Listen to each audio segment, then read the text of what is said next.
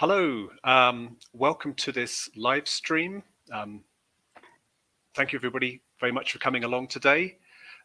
Just while we're getting started, it would be great to see you write in the comments where you are joining us from today and what time it is. That would be really good to see. And then I will introduce myself and our expert today. Yes, because we like to see, don't we, how many different countries people come from all teachers all across the globe. It's great. It's always very exciting from wonderfully exotic places. Even if you don't think you live in an exotic place, yes, you do. It's exotic for somebody else. Yeah, and of course, some people are just breakfast, and some people are getting ready for bed. Maybe I don't exactly. Yeah, so we've got Argentina, Brazil, Bogota, Netherlands, Bulgaria, many different ones coming through. I'd love to know what time it is with you guys. I'll start the introductions as we're going through this. My name is Philip Haynes. I am going to be the host of this session. I work for Oxford University Press as a professional development consultant, and I live in Mexico City. Here it is 9 o'clock in the morning. And Elaine, would you like to introduce yourself?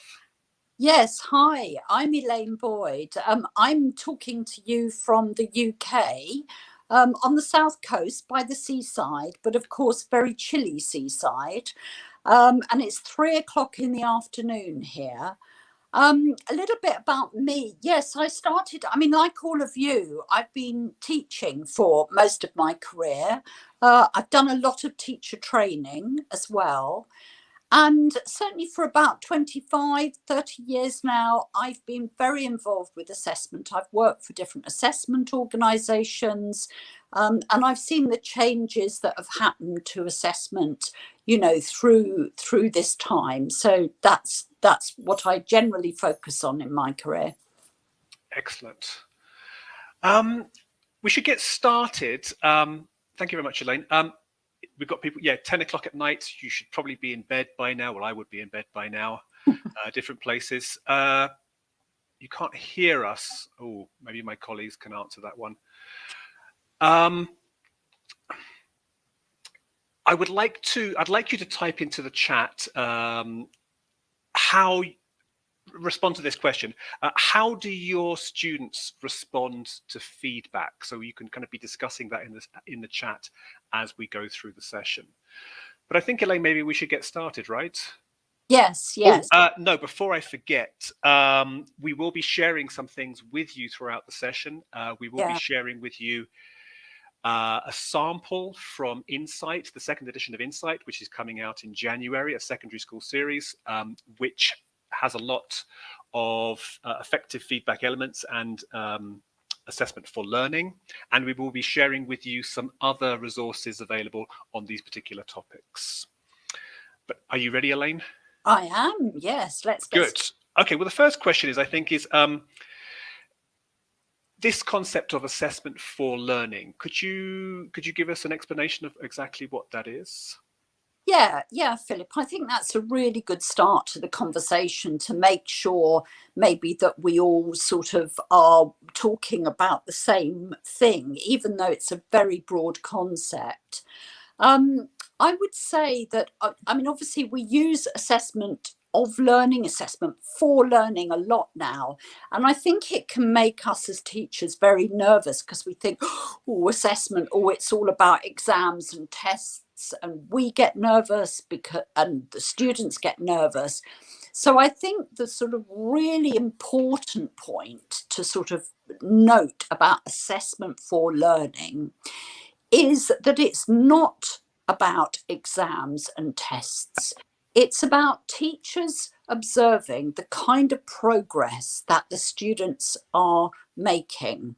So we are doing assessments, we are assessing, but in the broadest sense, it might be a little vocabulary test you do in class, but it might be how you listen to and watch your students. So you've got that whole spectrum of how you're sort of judging your students. And what we're trying to do is we're not trying to get them to pass or fail something. We and they are trying to find out about their learning and how strong and solid their learning is.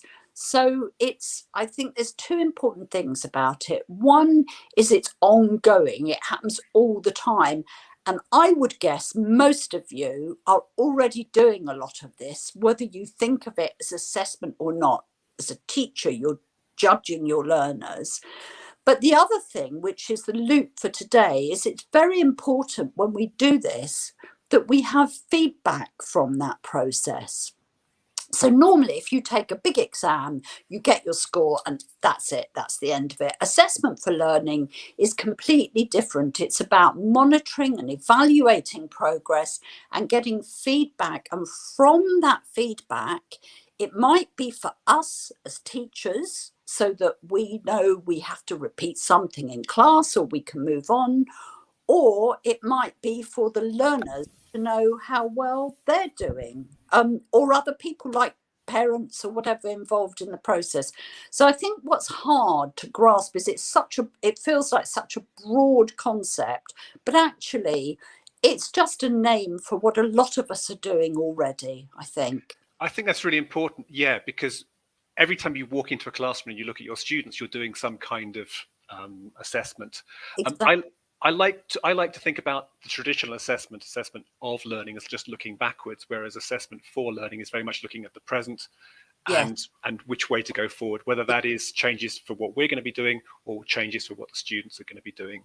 Yes, I agree with that. It's something I call, when we do those big exams, assessment of learning, some of you might call it summative assessment. That's what I call event testing. It's a moment in time, it's an event. Mm-hmm. But I think assessment for learning is a story. It's the narrative of somebody's learning. And if you think of it like that, then perhaps a single assessment, like your students not doing very well on that little vocabulary test, doesn't matter so much. It's about what happens over time and where they go over time. Yeah, so it may seem like a new concept, but really, if you look at your classes, I don't think it is that new. I think Yes. we had a question here from Ecuador, Orlando Noriega, and the question was: is assessment for learning part of ongoing assessment? I think we've answered that. Have we answered that Yes, one? I think it is. It's something you might do. I mean, I know a lot of you will feel you're interested in this, but also a lot of you will have to do it because a lot of ministries of education are now insisting on this type of formative assessment. But it can vary. It might be something you're conscious of doing every week or every month, or throughout the term. So in that sense, it's ongoing in that each bit you do informs the next bit, as it were. So yeah, very good. We've got comments coming through about the question I asked you. How do students respond to feedback? Some of them like to have feedback directly, but some prefer to be delivered in a class discussion. Yes, it's going to be different for different students, and especially working with teams, they're all of different kinds, right? Yes. I think the thing about feedback is, I mean, I don't know if we want to sort of launch into this now, but as I said, that there is the theory is that the purpose of assessment for learning isn't about the assessment. It's to get this feedback. It's to understand where the students are and what other help they need. So I think if we really focus on that feedback, and we've got more examples of this and go into more detail in the effective feedback paper that OUP have published. But to kind of summarize that, I would say that it's probably important, and again, I'm sure you'll be aware of this, not to have just one type of feedback. So you might have, there are so many different types that you might have individual oral feedback, individual written feedback. In these days of online learning, you might have video feedback. You might ask your students to feedback to each other. There's all sorts of ways of doing it. I think what's important, the same as with your teaching, is to mix it up, to do a lot of, different varieties, so that through the course of a week or a month or a term, the students all have different options of how they're getting feedback. But this kind of leads me on to sort of an important point. I don't know how you feel about this, Philip. I think it's actually core to a lot of this, which is involve your students, keep your students informed. So, for example, if you want to give them a variety of different types of feedback, explain that to them at the beginning of term, so they're not just expecting one thing. Would you say? I think the more that the students understand what the teacher is doing, the easier it becomes for students. Yeah. Not them having to guess what the teacher is looking for, or trying to work out why the teacher is doing something. So make things quite explicit. Yes. Is and a good idea. Kind of manage their expectations, so they don't think, oh, I'm always going to get individual feedback, or I'm always going to get oral feedback. I know my teacher's going to mix it up a bit. So, my time for individual feedback will come around, because I know time is, I think a lot of teachers get worried, don't they? Because as soon as you say assessment for learning, teachers think, well, I've got all the curriculum to get through, I've got the course book to get through. When am I going to do this? When am I going to do feedback? But I would say, I would guess a lot of you are doing this already. You're going around, you're listening to your students. You've got a view about them, about how well they're doing, and you probably do already give them sort of information about that. But I think with assessment for learning, we go into this in more detail. The paper, it's about how you give that feedback, and how you structure the feedback, I think. You mentioned something really interesting about time. No single teacher has enough time to do everything they have to and the things they want to do. But I think that when you implement more assessment for learning, it actually saves you time. Yes.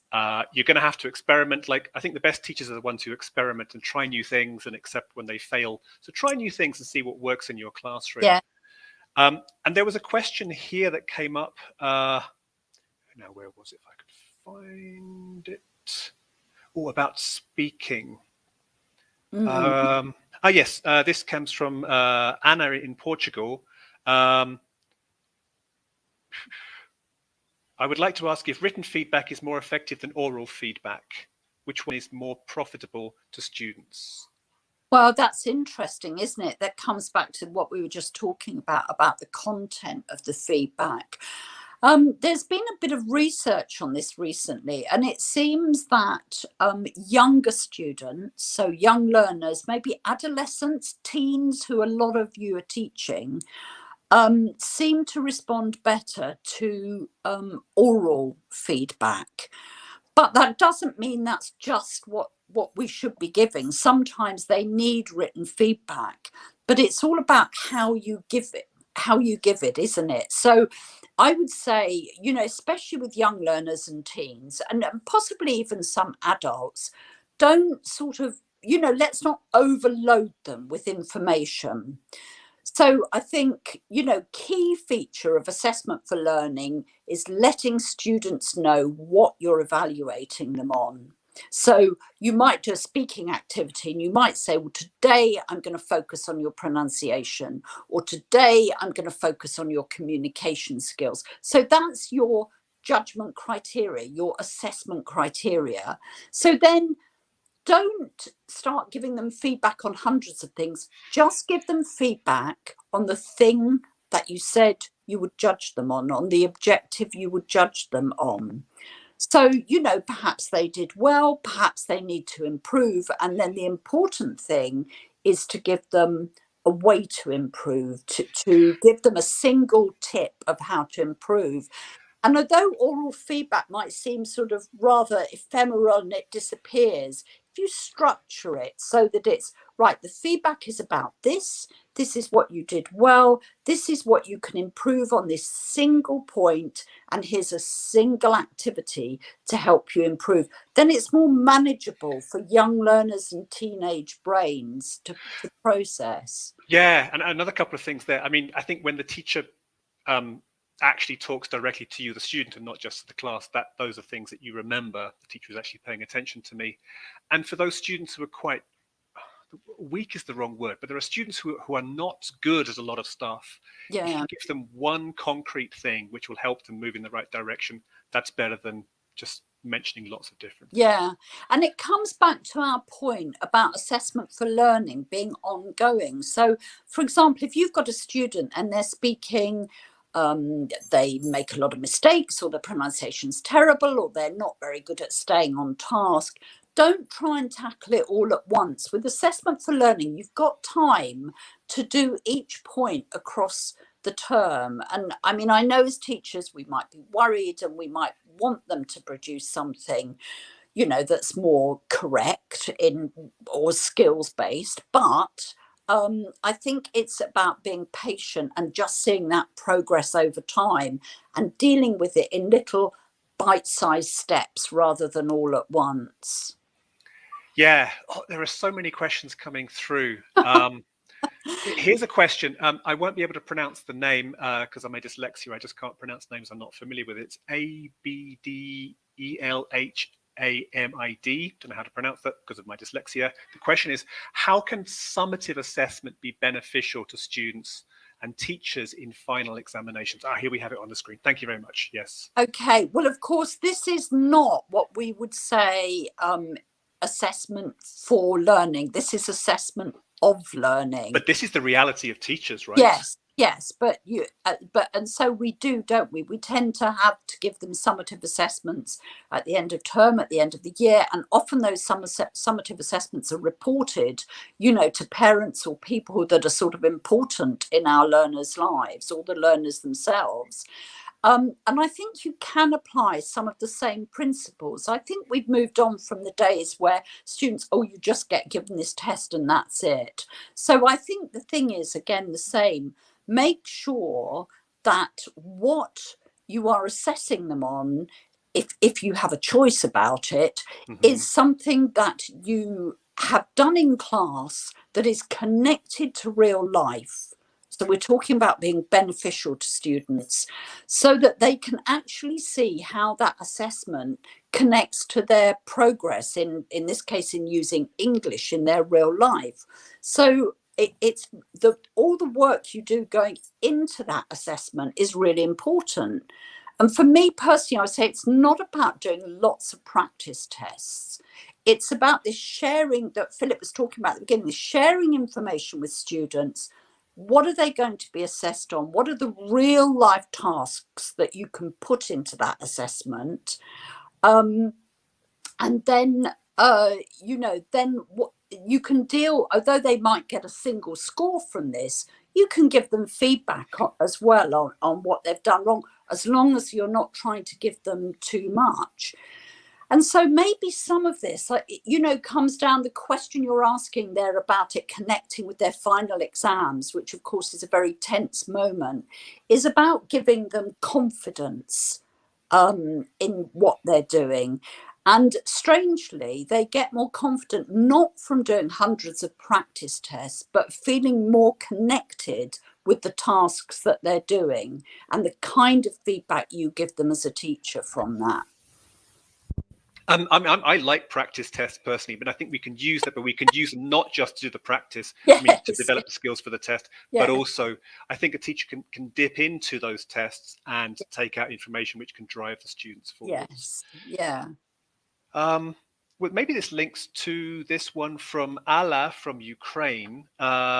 What are ways to motivate students? I think assessment for learning and motivation, there's quite a link, isn't there? Yes, there's a very strong link. And actually, there's been quite a lot of research on this. I mean, I don't know if we can all remember as children, but we liked being given, of course you can, we like being given challenges, don't we, that we can do, can you jump over that? Or can you do that?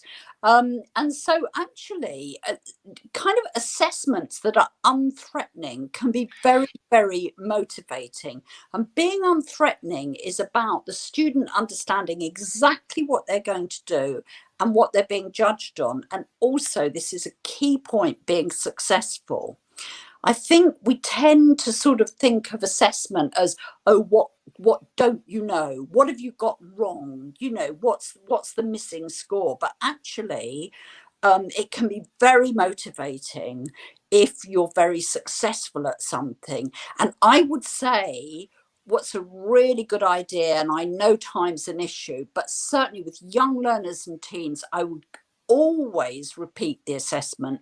Always repeat it, because then they do better the second time, and in their head they've got a model of success and they feel good about themselves. So Yeah, models, showing them what they should be going towards, pushing them outside their comfort zone into the, I'm thinking one of the things from the position paper that we have, into the learning zone, but not into the panic zone. yes Not pushing them too far. It's a step they can see. Yes. Yeah, and I, in a classroom, we've got the very strong students, fantastic. Whatever we do, they're going to learn independent of what we're doing. It's the weaker students that interest me. What can you do for them? You know, prove to them they can do something. Yes, so yes. Making it at the right level. This sort of feedback model, isn't it? That you always try to give them some feedback on something they've done well. So again, especially with young learners and teens, I'd make sure that you tell them before you know, maybe you're just doing, as we said, this assessment for learning is very informal. It might be that you give them a speaking task in class, but tell them before, oh, I'm going to come around and listen to you, but not I'm going to come around and listen to you. I'm going to come around and listen to you. And what I'm going to be listening for is, you know, do you get started straight away? Are you talking to your partner, and your pronunciation? So that when they've finished the task, maybe you want to give the class some feedback, you can say to them, you were all brilliant at getting started. You were all brilliant at talking to each other. But now let's look at your pronunciation. For example, I'm just giving that, you know. And you know, the same with writing. You know, you might say, right, I want you to do this writing, and I'm going to judge you on, you know, how quickly you get started, and then how accurate your vocabulary is, for example, so that there's always something in there that they're successful at. And it might be connected with their behavior, you know, if they're younger. Oh, and also for those the wrong word again, horrible students. We always have one of those students who's not our favorite. You know, you worked really well today. You know, that's nothing about the language. It's about, you know, I noticed that you did something well. Yes. Your English is terrible. Yes. But you were here with us and you worked well. You know, one of the things we have related to our paper on this particular, on effective feedback, is 2 medals and a mission. Is that something that you work with, Elaine?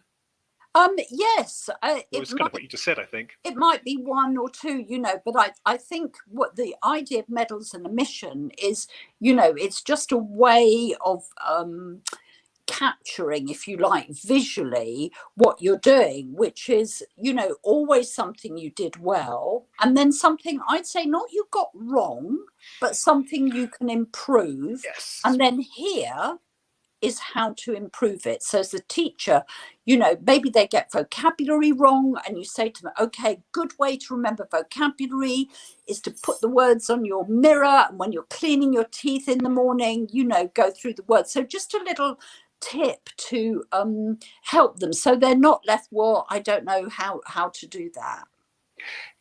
Oh yeah, yes. Try harder. Doesn't help anybody, does it? Yeah. Okay, what can I do to try harder? Yeah.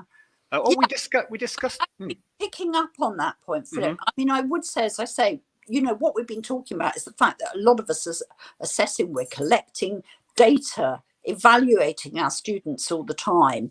But I'd be really careful of feedback that's just good. I mean, what's good? Good that you finish the task, good that you use the language, good that you're a good person. I try and give them sort of really concrete information.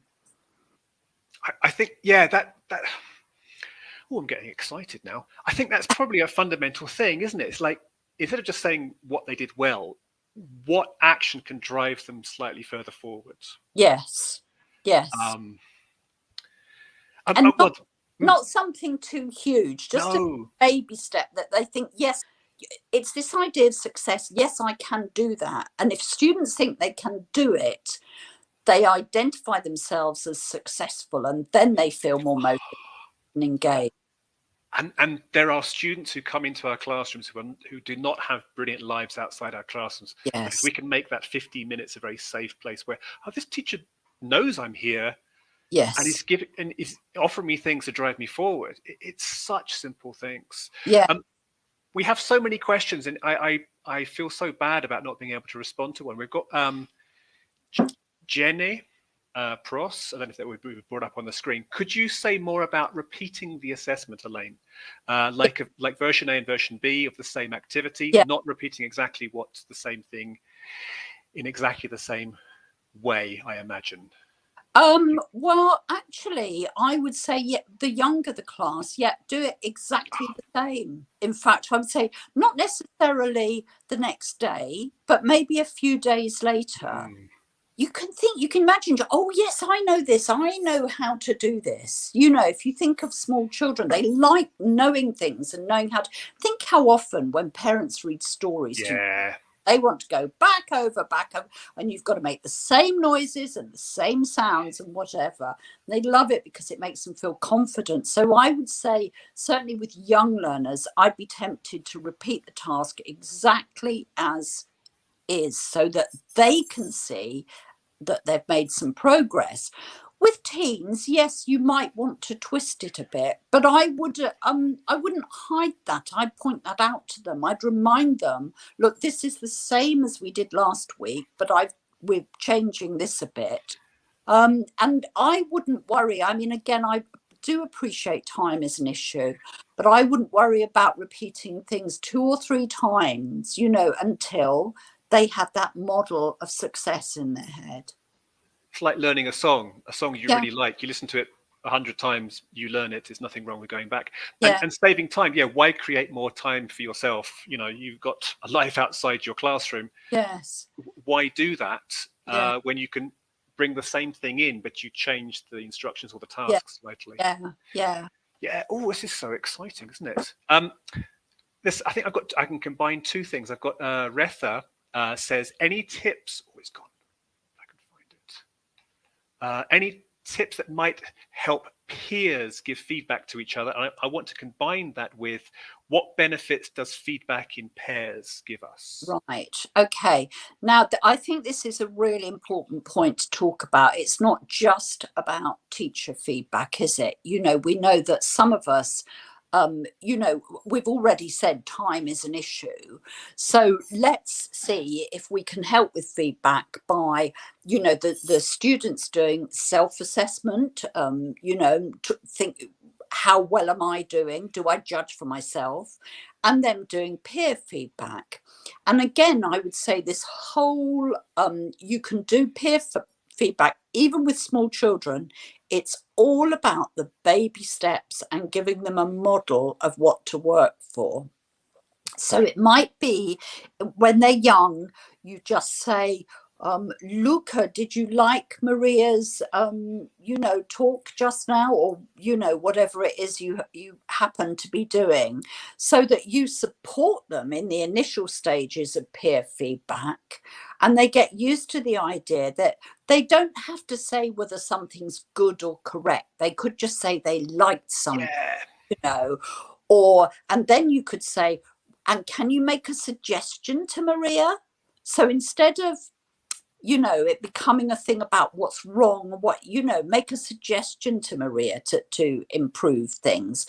And then slowly, as you go through the school year, or as the students get older and older, they get used to managing this peer feedback. And I would say group feedback. Now, I think one thing is, yes, it can save you a bit of time. They're perhaps speaking more while they're doing it, or maybe they're doing a little checklist. They're doing some reading and writing while they're doing their peer feedback.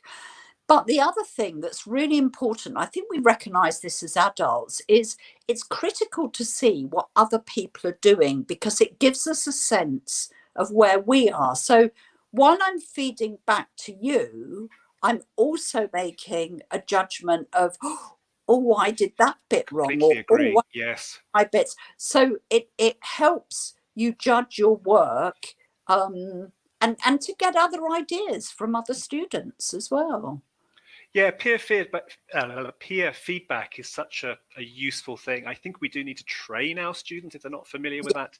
But Yes, again, it's putting things into the classroom, trying things out, seeing what works. yes.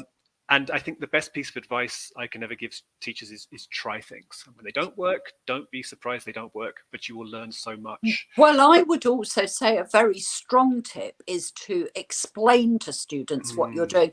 I mean, for example, in the past, when I've taught university students who are working in English as a second language, university students have got, they've been through the education system. They've got a very strong idea. They think of what feedback is tell me what I did right and tell me what I did wrong, so that's what's in their heads.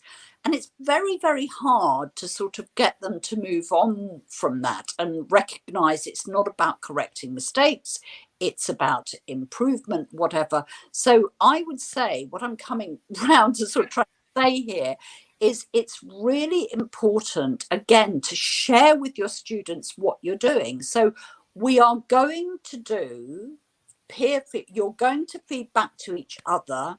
And the reason we're doing this is because, so that they understand, and they're not, well, why doesn't the teacher just tell me what I've done wrong, Yeah, it's the job of the teacher. Well, no, there's the working together in peers, there's like at least 5 different objectives from that. Yes, yeah.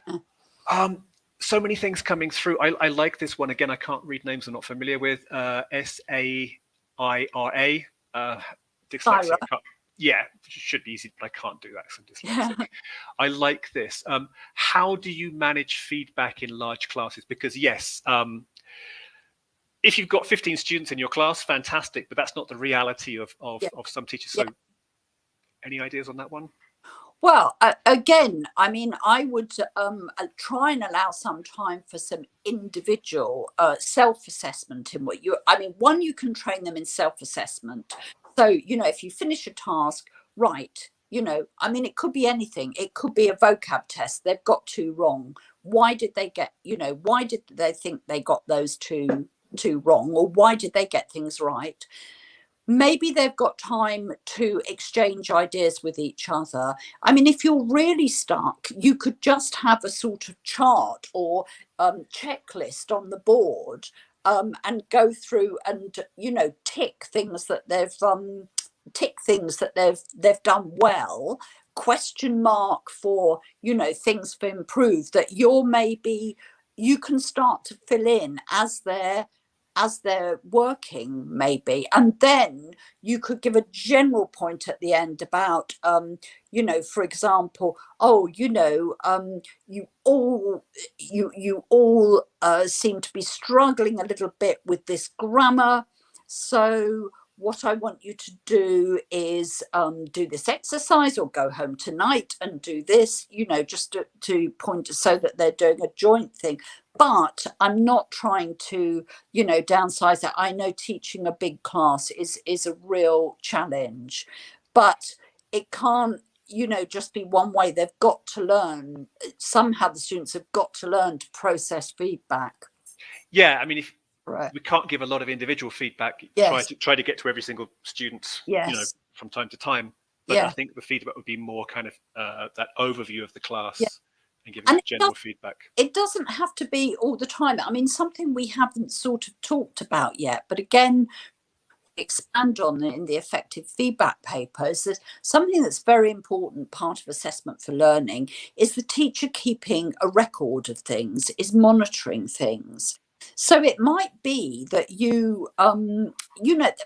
that's so important because it allows you to see progress over time and not worry about a single event. But you see, that might mean if you've got a very big class and you haven't got time for that feedback, nevertheless, you're noting, you've got your student list, so you're noting what's going on, and you can come back to it later, or you can build it into your classes, or you can give them some information at the end of the week. This is how this week went. You did really well at this. I'd like you to improve at this. So that again, in a way, teachers are always doing this. You're doing it in your head, aren't you? As you go through the week or the term, you're like, oh, yes, we've got here. But it's about writing it down. And actually, I think with the drive, as it were, for assessment for learning, it's an important protection for teachers. I know that sounds rather dramatic, but it means you've got an objective record of what the students are doing, so that when a parent turns up or a student asks you, you're not saying something off the top of your head. You've got a record, and that record sort of protects the work you've been doing and protects your input as a teacher. Yeah. So if you've got a very large class, make some note about every single student. I mean, it's going to be through several classes, several weeks possibly, that you're building this up. And maybe you agree with them every 2 weeks. You'll give them some feedback, But most of it's going to be general feedback to the class because of the practicalities. Yes. Yeah. But observing classes, some of the most fantastic teachers are the ones who are dealing with these big classes, and just the classroom management skills of those teachers is fantastic. Yeah. Do you have a question, Elaine, that came up in our earlier that you would like to address? Yes, I haven't got access to that paper. Do you remember more or less what it was? There was a question. Somebody asked a question near the beginning about errors. I don't know if you've got that. You can read it out to me. How do you correct student errors? Was that the one? Yes. Now, it's interesting, isn't it? Because I think this loops back in a way to our whole approach to assessment for learning. I would say let's not focus on errors. Let's focus on what students can do, and try and think of it as how can we improve rather than actual mistakes. And I think this kind of comes back to sort of 2 points, which is one, we've said, tell the students what you're assessing them on. So, it might be that they might make grammatical errors, but if you're assessing them on their communication skills and they manage to communicate, then you don't need to talk about errors. That's for another time. That's for another task. So it makes students very nervous if there's always a focus on errors. The same as when we look at their writing, sometimes there's a tendency to sort of see where they've made a spelling mistake or grammatical mistake. But there's also, did that piece of writing communicate? Did it get across the point? And can they then slowly improve those issues over time? It might be you don't want to talk to the students about those errors, that you take note of it as a teacher and you change what you're teaching them in the next lessons to make sure they have plenty of practice to try and improve those errors. That's so interesting. I mean, we're still going to give feedback on errors, but I like to think about accuracy focused stages of the class and fluency focused stages of the class. And typically the fluency focused stages of the classes, you're not going to be exactly giving feedback because it tends to stop the students speaking. Yes. Let them speak. And with writing, I think one of my favorite activities for writing is that, yes, you've got a big class, you collect all the pieces of writing, but you pull out the 10 most interesting mistakes, you put them on the board, delayed correction, the students work together and try to work out what the answers are, and then as a whole class, you correct them. I mean, we're still doing some correction work. Yes. But yeah, correction work can demotivate students, if that is the correct word. Yes. Yeah, especially younger students, it is, we have to, it all comes back to why are they learning English? They're learning English, maybe they will, for most of them, it's going to be in the end game is about study or work that they might have to operate in a bit of English. And so it's about what do they need and what are those communication skills. And as I say, you might want to take the view that errors is something, as Philip just said, that you decide to tackle as a teacher rather than putting the focus on the student to correct the error, as it were. Yeah. Yeah, that's another huge topic for another day. Huge. Yeah. I think we need to kind of move on to the last question. I feel so bad, so many questions coming through, and I apologize to everybody. I've been looking at your questions, and we just can't respond to them right now. I was going to ask you, Elaine, do you have any tips for teachers to make them feel confident about implementing assessment for learning and effective feedback? Yes, as I say, I do appreciate that a lot of teachers are having this sort of imposed on them, as well as teachers recognizing that it's an important part of progress in their students. But of course, we've all been focused on teaching, on the learning moment, haven't we? So to have to shift our thinking to sort of really try and focus on assessment, can be a bit unnerving.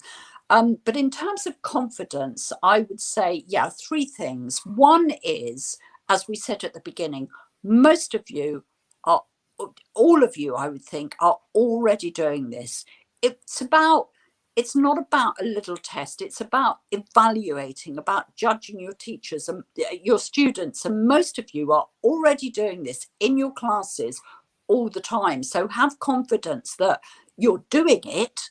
It's just perhaps a question of recording it, formalizing it a bit, or making it a bit more focused, but you're definitely already doing it. And so connected to that point, I would say if you want to sort of turn that judgment into assessment for learning, think about recording it, making a record, whether you've got, depending on your number of students, little student names and you give them ticks and crosses, or you make little notes on them. In some way, record what's in your head, your judgment about the students. And then you can actually see over time, and you might find one student is better than you thought, or one student is worse than you thought, or that you have to adjust your teaching or whatever. So it's much easier to see that when you've got that record. And as I said, then it's a protection for you, because you think, I'm confident because I know that I've got that written down. So if that, if somebody asks me about that student, I know what to say. So that's confidence. And I think the third thing, which again, probably many of you are doing, is really try and collaborate with the other teachers that you work with. Assessment is a joint, it's a collaborative activity. When we make exams, we never sort of create them alone. So find out what the other teachers in your school are doing, or find out, if you can do joint projects together. Find out if you can help each other to give you a bit of confidence in what you're doing. I completely agree with that. Knowing what the teacher is doing in the next classroom, it's almost impossible to go and observe them. Yes, because we're teaching at the same time. But if they could record 5 minutes on their phone, yes, and not necessarily facing the students, because that can be problematic, but facing the teacher and just watching that, and as I said, kind of discussing the way that things are being done. Or just saying, look, I've marked these like this. Do you agree with this? Do you agree with what? Am I being fair? Are we doing the same thing? Yeah. Yeah. Or no, I think you're doing it completely wrong. Seeing what other teachers are doing, you don't have to struggle on your own. Yeah. For your own well-being. Yeah. Well, again, more things coming through. Feel so bad about not being able to address them. I think we need to be wrapping up this session. Let's just go to the final part. So if you've enjoyed this, we would really appreciate if you like it. If you've loved it, we would appreciate you to love it. Please leave comments and share. This is all about you, the teachers, which are our teaching community. Because honestly, without you, this doesn't happen, or my job doesn't exist. Can you tell us what kind of things you would like us to be looking at next? You can follow us on Facebook, Twitter, and YouTube at OUP Global. I'm trying to remember if I've forgotten anything. Well, last but not least, I would like to give a huge thank to Elaine Boyd for joining us today. Really enjoyed talking to you. Yeah. Hope we've helped some people. Anything you'd like to say just before we leave the session? No, just lovely to sort of, that so many teachers are interested in this. And I think it's, really going to help learners a lot. Yeah, go off into your classes and try these things. So I think with that, we'll wrap up. Thank you very much. Enjoy the rest of your morning, afternoon, evening. Weekend. And weekend. Well, depending where in the world and how your weekends are divided. Yes. Yeah. Thank you very much. Take care. Bye. We'll be in touch. Bye.